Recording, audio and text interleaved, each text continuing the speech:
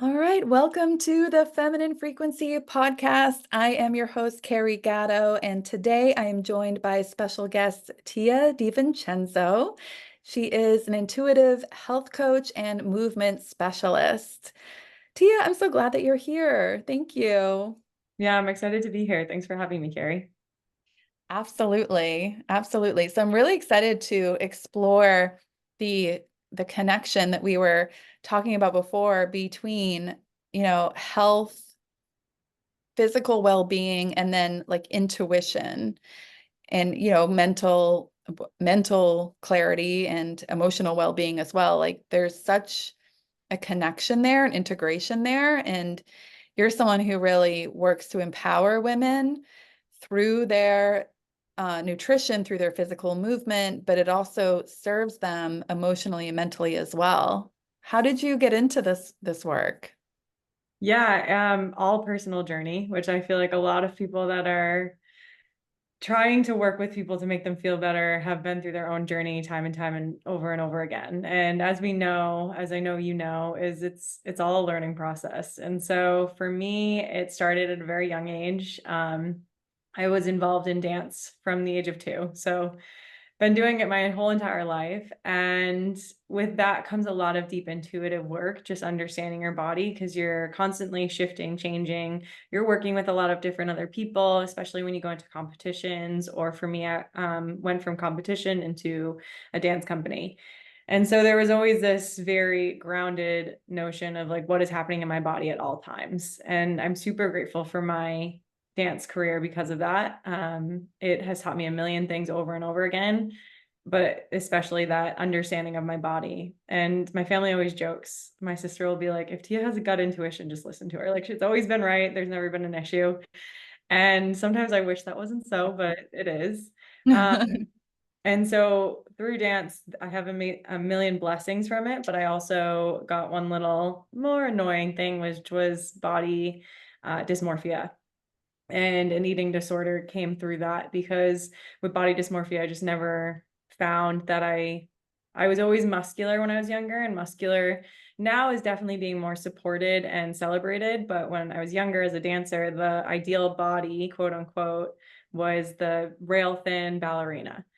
And I grew up traditionally doing ballet, and so I just was like, why don't I look that way? And long, Yeah. long, long journey short. When I was about 25, I just kind of started to take control and I started to learn. I just learned about what food does for us. I learned about how to work with my anxieties, and I dove really deep into the intuition that I had within my own body from years of movement. Which is why I call myself a movement specialist. I got my yoga certification, dance, strength and conditioning, love it all. No movement is bad.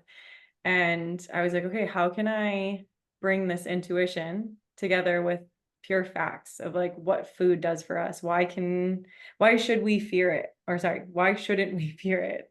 Like, why is it something that we get so scared of? And it really does come down to emotions and looking at what they say are facts, what the internet is going to throw at you nowadays. And it's usually this marketing persona saying like, oh, this is what's going to make people afraid of this, which is going to make this sell even better, X, Y, and Z.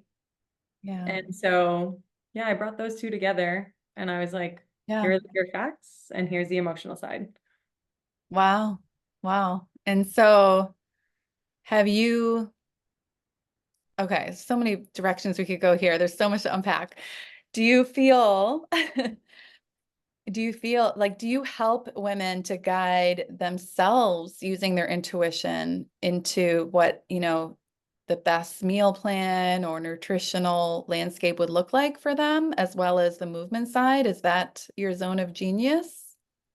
So I would say that I help women understand food and then I help them deepen their intuition. And intuitive eating is very much when am I hungry? When am I full?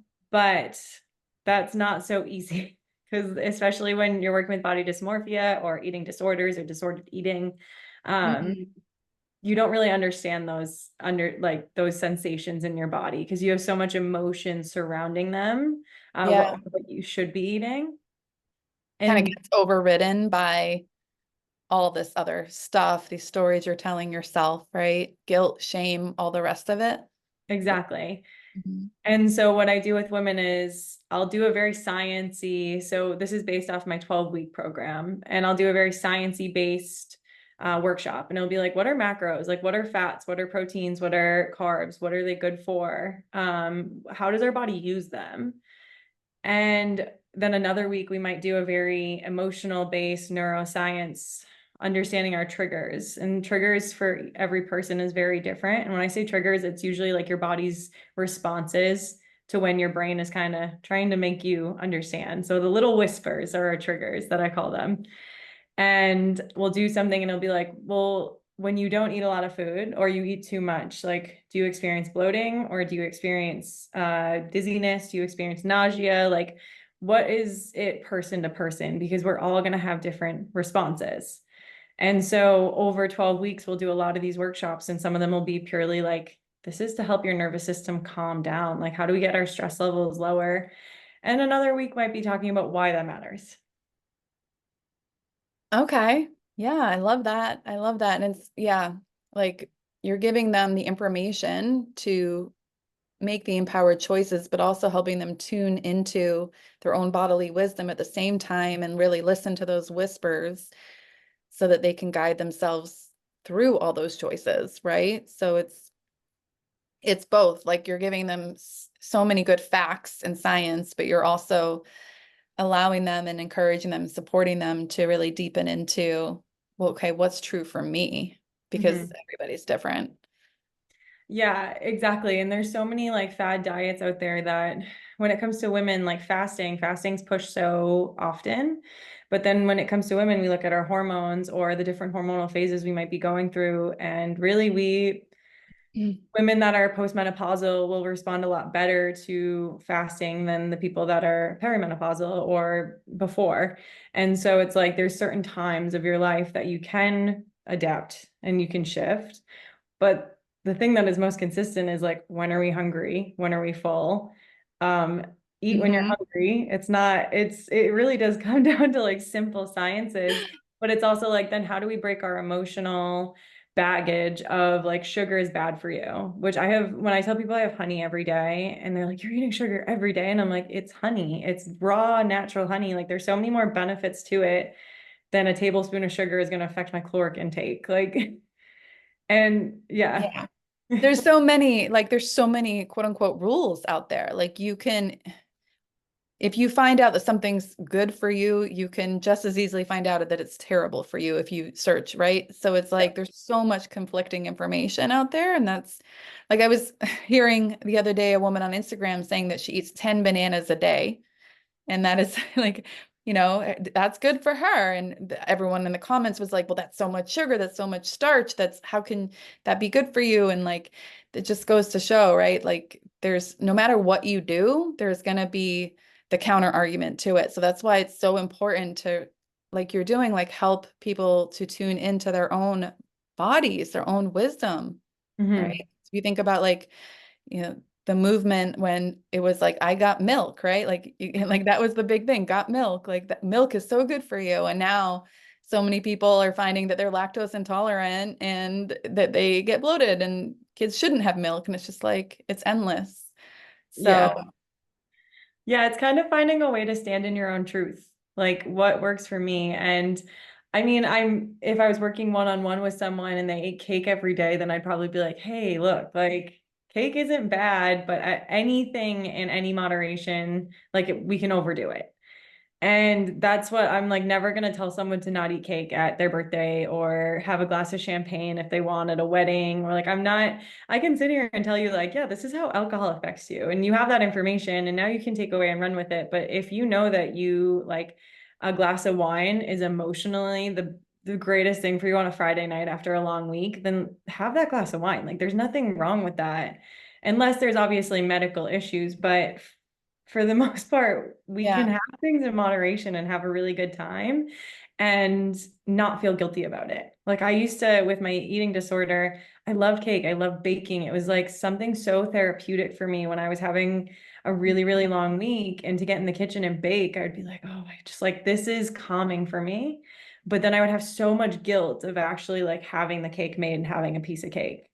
Mm, And I would just like be like, well, I have to go run like 5 miles tomorrow, which I've never done, but like I would just like have that thought process in my yeah, head of like what I needed to do to offset it instead of just being like, oh, one piece of cake is not going to deter my entire life, which right, yeah, it's that right. mindset shift, which is so hard because we're like, again, the got milk is one of the funniest ones because milk Yep, is not bad for you. Actually, raw, like me and my husband have raw milk personally, but some people will be like, I absolutely cannot eat that. I have a reaction. It's like, great, don't eat it. That doesn't need to right. be part of your life. Like, let's find a Yeah, good substitute for that. right. And it also doesn't mean that nobody should ever drink milk at the same time. Like yeah.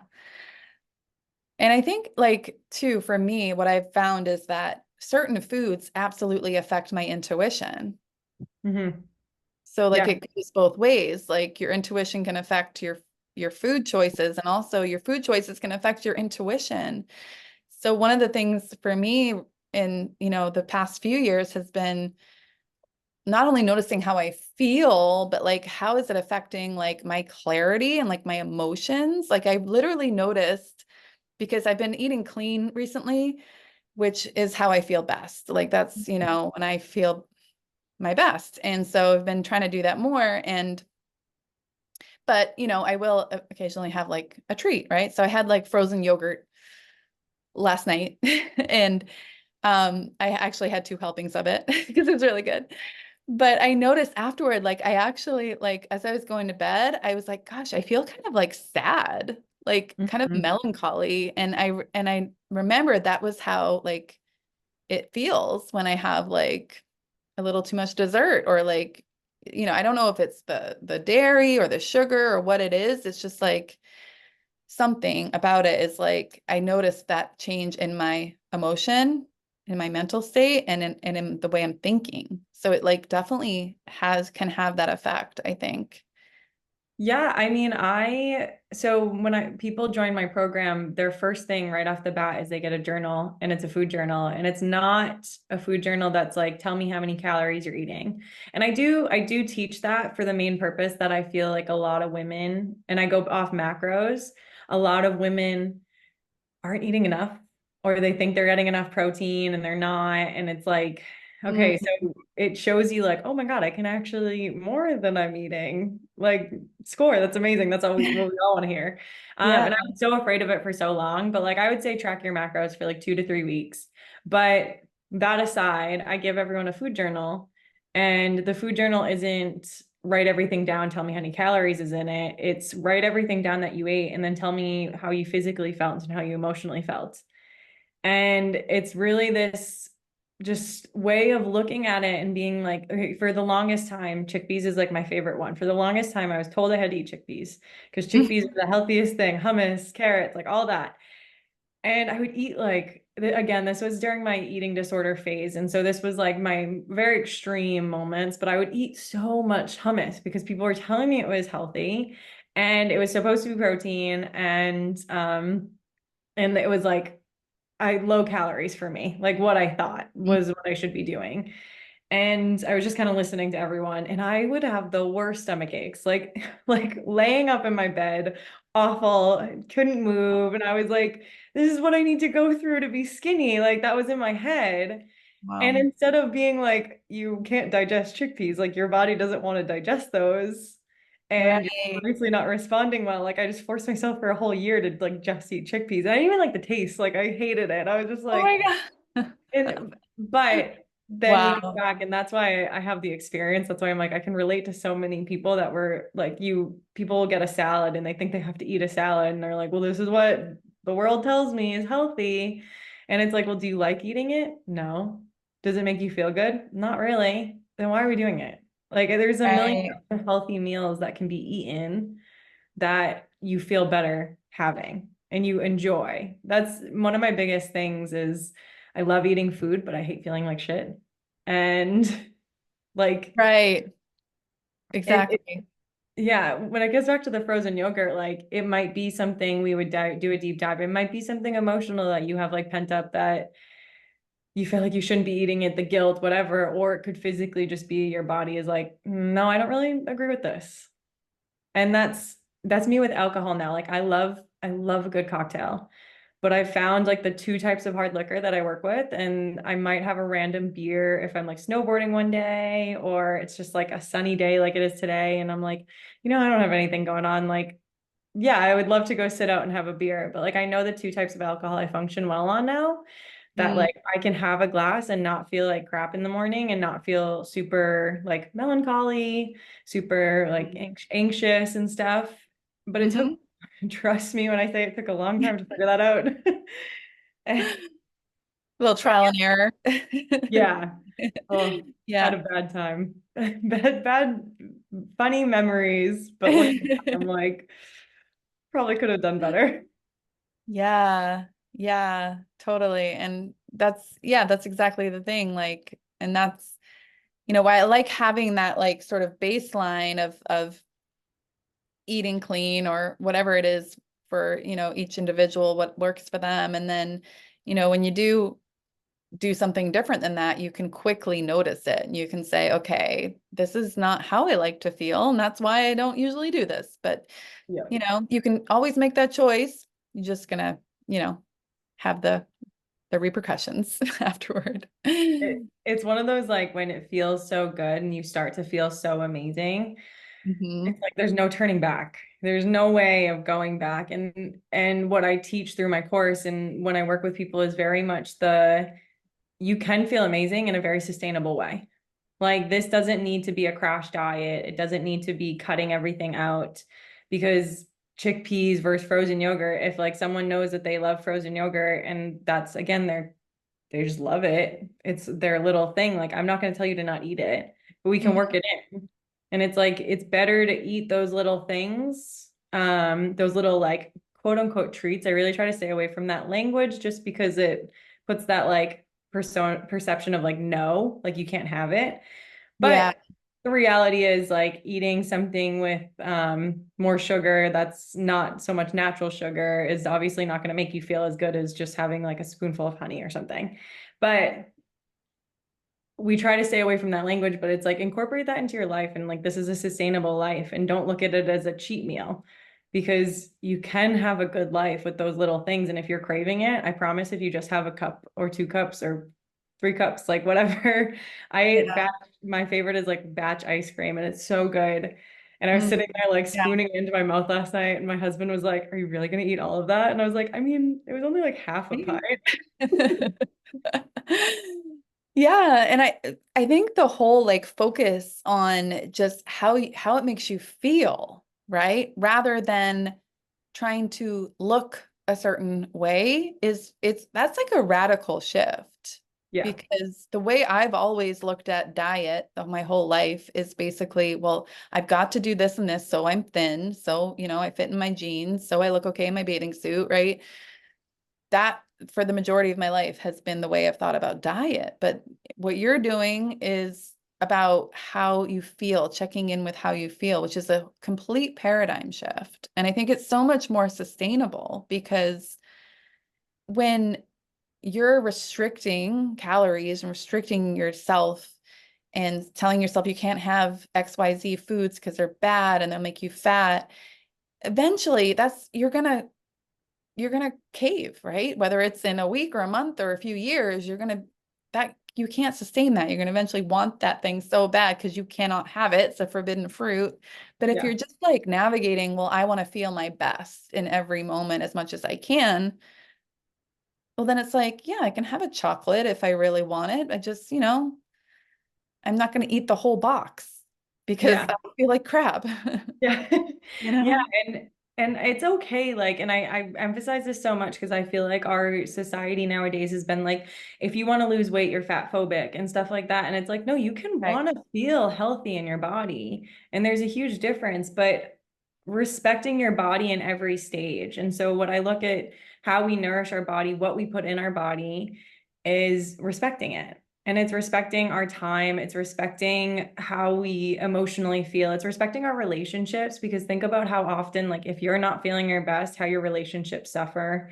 Yeah. And so it's a huge, like you said, it's a huge paradigm shift because it's very much like you think you're doing something for yourself, but if you're limiting and pulling things away from your own life to achieve a certain goal that has been told is the goal to have, whatever that is in your mind, like if it's being a certain pant size or being able to run like 5 miles or um, being able to take a bikini picture, like we can achieve those goals through mental like stamina and really reshaping how we look at ourselves and then how we respect ourselves. And when it comes to movement, like I'm a movement that feels good for me is strength training, yoga, and I love going hiking. I love going on long walks. And my husband took me on like a crazy hike and I was like, I'm not this type of girl. Like I don't want to be like dangling off the side of a cliff. Like I've accepted that about myself. To think I wanted to be like the hippie girl in the van that goes rock climbing. And I tried rock climbing for a year and I was like, I don't like this. Like, why am I forcing myself to do this? Right. I don't have to prove anything to anyone. Yeah. And so when it comes to the movement, it's like, yes, I will encourage you to move your body the most you possibly can. And I'll tell you again the facts. Like sprinting is good to do every 7 to 10 days, but you don't actually need to sprint as hard as you think you do. It's like for like 8 to 10 seconds, like 5 times. And that's at your own pace. And that doesn't mean running. Like it doesn't need to mean running. Or I'll talk to you about like what strength training does, but strength training can look very different. It doesn't just need to mean go to the gym and lift weights. There's so many ways around it. And I think we get so black and white when it comes to how we achieve and respect our bodies. Yeah. But it's really you understanding your personal interests and where your body thrives the best, and then curating. Right. Yeah. And I think with movement too, it's like if you love the way that you're moving and if you're, pushing yourself, but also like letting it feel good and letting yourself like experience the feeling benefits of it, then you're going to want to do it more. It's not going to be such a discipline and a chore. It's going to be something that's just part of your lifestyle. And I know like back to the intuition, like when I work out in the morning, go for a jog or, I'll go do yoga, whatever it is, like I feel so much more clear. I feel so much more inspired Mhm. and creative and like all those things. So like that motivates me to do it as much as I can rather than trying to fit into some kind of expectation or box of what I should look like. And like if I work out and do strength training, I feel stronger and I feel like I feel better in my body. I'm not achy. I feel like I can do more things Mhm. without getting tired. So it's like, just, yeah, I feel like it's again coming back to the experience of just like being healthy it can be the motivation. It doesn't have to be shame. It doesn't have to be guilt, right? Or trying to be something, trying to live up to some image. Yeah, it's very personal. I know you have 3 kids, right? Hmm. And it's like it could be something as like I want to take care of my body because I want to be able to go to all my kids' soccer games or whatever they play. And I'm sure it's crazy tournaments. And it's like I don't want to be tired there. Like I want to be able to get up and like run around and be able to move their what not toys, like props. I'm sorry, I'm a dancer, so I'm like toys, props.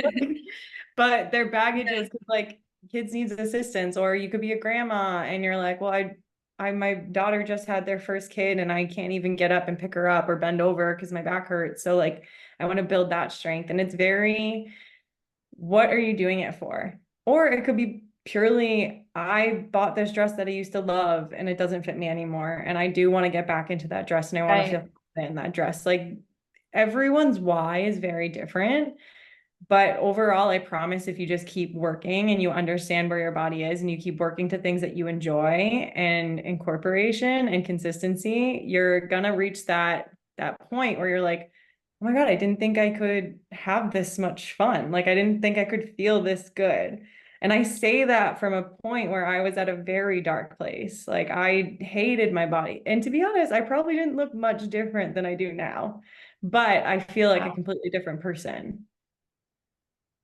Yeah. And I think, yeah, like there's nothing wrong with, I'm not saying there's anything wrong with wanting to look good, right? Yeah, no. Feel beautiful. Of course not. I just think that it's different when it's coming from a place of self-love than Mhm. beating yourself up because, you're hating yourself. Like to me, that's huge, right? That's like self-flagellation versus self-love. And you're going to thrive so much more, I think, when it's coming from a sense of like taking care of myself in all the ways and Mhm. respecting my body and fueling my body and my mind and my intuition, Yeah. you know? How did you get to that place from being in the darkness to into a more loving approach? Years. Honestly, it took Yeah. I really wish I bring this up a lot and I've talked about it like in my own channels and I really wish I could say that I had like one aha moment and my life was just glorious and amazing after. But no, I knew what I was doing to my body. Like I knew I didn't feel good for a really long time. I knew I hit some really dark mental points. I would say my eating disorder started when I was about 12 years old. And I can laugh about this now. I have a bit of dark humor, but when I was younger, I had a little bit of a belly and it wasn't big, but it was little and I didn't have boobs. And I would always look down and I'd be like, just like one day my boobs will be bigger than my belly. And like I remember that like so again, I can laugh about it now because it's like so ridiculous, but that's like a 12-year-old, that's what they're thinking about, 11, 12. Mhm. Yeah, And so relatable. yeah, it's like that's what like I wanted so bad, which is so ridiculous now, but it's like okay, whatever. That was what that's my story. You were a Um, kid, yeah. but I really went through like I was a very I guess well-received dancer for a really long time, and so I got a lot of spotlight, which was hard when you're younger and you're dealing with a lot of you're going through puberty and you're dealing with self-consciousness. And so it went all the way up until college. And I remember when I went to college, I was like, oh, I can't really, like, people are picking up if I don't eat food around them because they like struggled with anorexia. And then so I went into binging. I was like, well, I can still enjoy the food and but I can get rid of the calories. And that was like my mindset. And I just remember walking up the stairs one time and I was just tired. I was like exhausted. I was a double major. I was in a dance company and I was doing a lot of physical activity and you would be tired anyways with the amount I was doing it, but like what I was putting my body through. I remember I was walking up one flight of stairs up to my bedroom in my condo, and I had to sit down. And I was like, literally felt like I was having a heart attack. I was like, my heart was like beating out of my chest, and I was like, oh my God. And for a really long time, I didn't feel like I was like sick enough, quote unquote, to talk to anyone. I never had to go to the hospital. I was never like rail thin. I just don't have that in my body type at all. It's just not going to happen. I could starve. I feel like I could starve myself for 3 years and I'd still probably have the muscle mass I have. Like it just is like not who I am. And so I just never felt like I was sick enough to talk to anyone about it. And so my first line of action was like, I'm just going to start talking about it. And it may not change my physical actions, but I'm going to start talking to like close friends about it. Mhm. And just see like the response. And from there, it just progressed. And like for me at that time, it was super therapeutic to do a dance. So like my senior year of college, I did a dance based on a poem that my best friend had given me, and it was entitled "As You Are." And I titled the dance "As I Am," and I talked to everyone about my struggles, and like a lot of the girls related to it. And so I was like, oh, like we don't talk about this enough. Like I thought I was the only one here living Right. my own brain. And then, yeah, through years and years, I went all the way up to my master's of fine arts at like 25. And I finally felt like I had like hit mile marks in my life that I was like, okay, I stopped binging and purging, but I would like still binge sometimes and I would really struggle with that emotional stuff. And it wasn't until I was about 26. My sister is a huge CrossFitter. She's like a huge inspiration for me. And she's been like a really great guide in certain ways of like introducing me to new things. And she was already working with a health coach, like doing macros. She's very, very different from me. Like we're like the same person, but different ways of doing everything. And she was working with a health coach that did macros. And she was like, I won 3 months with her, but I already work with her. So I'm gonna gift this to you. And Cool. I like anxiety through the roof doing the macros. I was like, I can't do this. Like, I can't do this. I feel like I've gotten to a place that I like can eat without stress. And now I'm going to bring this back into my life. And this is the only reason why I still teach people about macros is because when I did it, the coach was like, look at how much physical activity you're doing and your body is just going into panic mode trying to store because you're not eating enough food. Like you're not fueling yourself. And I Mm, was like, what? Like I thought I finally got to a solid place. And she was like, no. And that's when the science part kicked in for me. And I was like, oh, okay. And I realized when I started eating more food because I finally understood it, because I wasn't afraid of it anymore, because I had the knowledge, that's when I was like, oh, there's like something to this. Like I don't have to be afraid of the understanding. And that's where I dove into a primal health course, which is my health coaching course, which is basically going, like you were saying, eating clean. It's like going back to the earth. Like, how do we look at what the mm, earth provides us in the cleanest form? And mm. how do we utilize that? And how do we respond to that? And that's what I feel best on. And that's why I coach people on that and teach them about it. Yeah. Um, you'll find that most people will, because there's a lot of science behind like canola oil and certain things that we're not meant to digest. Like they're created from labs and like brought over.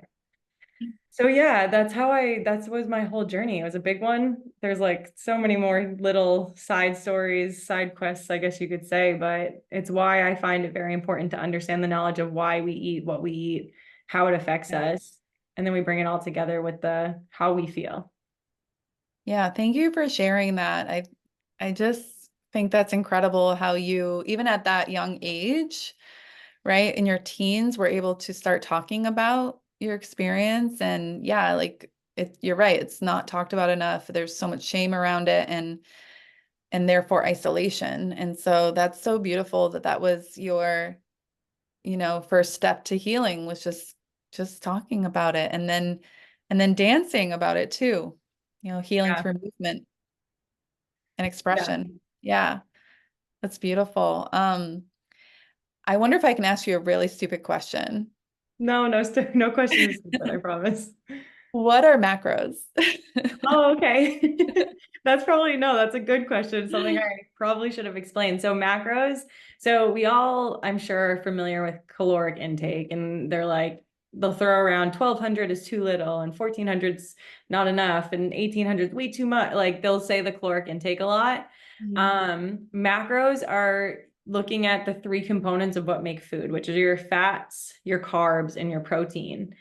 And so when it comes to macros, protein is going to be especially, well, actually for everyone, but especially for women, is going to be so important. And I say especially for women, because a lot of women don't eat enough protein.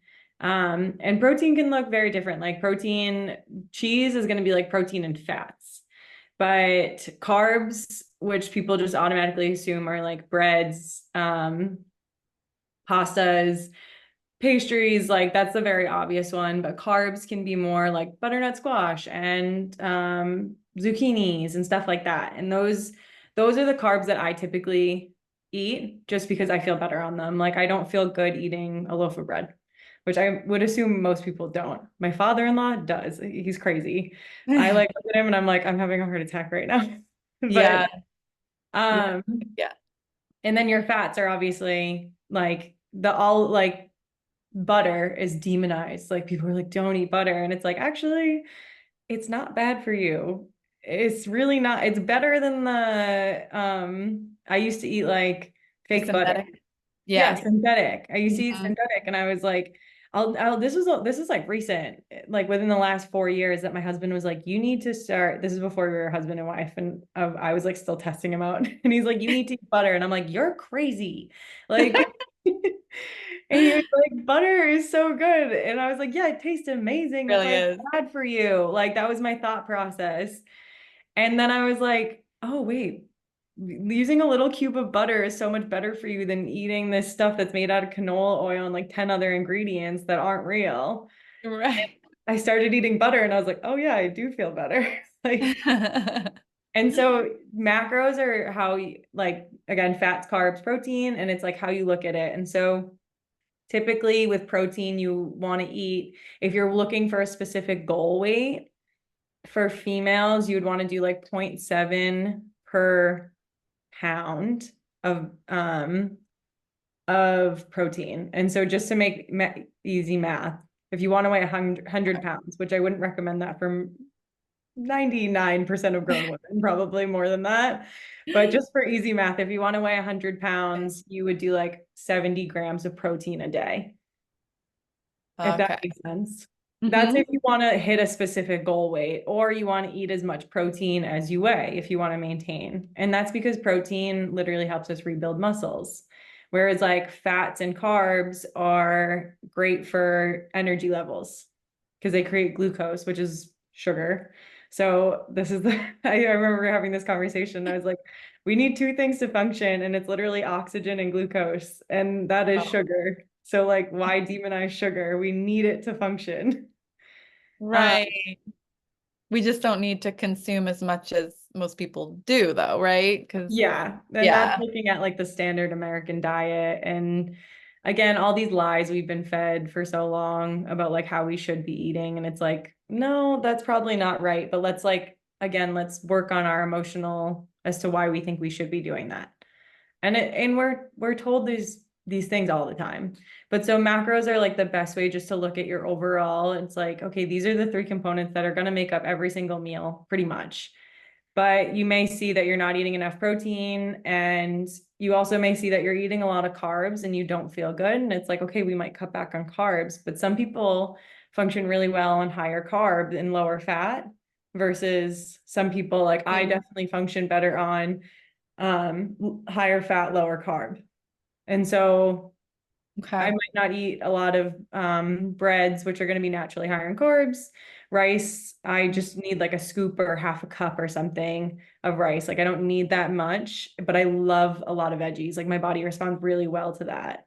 And that's okay, but they're going to be naturally a little bit lower carb intake than the denser like flour type rice grain type. And you just figured that out by trial and error, listening to your body and noticing, Yeah. observing. Okay. Yeah, and don't get me wrong, like I'm Italian. I love like nothing is better to me than like a piece of sourdough with butter on it. It's like heaven. But I know when I eat that a lot, that's just not what I feel best on. But I don't Right. restrict it for my life. If I want that, I had one this morning. If I want that, I want that. Like that's what I have. But Yep. yeah, I just found that out through my own trial and error, going through things. I mean, this is so good. It's such good work because when you think about like your diet, your nutrition, your movement, like these like critical components of your health, if you take the time and invest the energy and get some support with doing this in a way that really works for you, like it's preventative care, right? Not only you're going to feel better now, but you're going to prevent and avoid so many problems down the road that Mhm. are going to be damaging in so many different ways, right? So it's just like, yeah, it's really important for people to take control of their own health and their own well-being because we can't depend on other people to do that for us. No, and it is like I'm like I said, I'm not a doctor. I don't try to pretend I am. But it is just it's concerning how I guess like pulled apart doctors can be from like the nutrition that goes in our bodies. And I'll never forget like one of my biggest ones is I had really bad skin issues when I used to live in London, and I've always had like eczema growing up. It was always just kind of what my body just naturally had. And but when I was living in London, I had like the worst skin issues of my life. Like I didn't think I could feel uglier.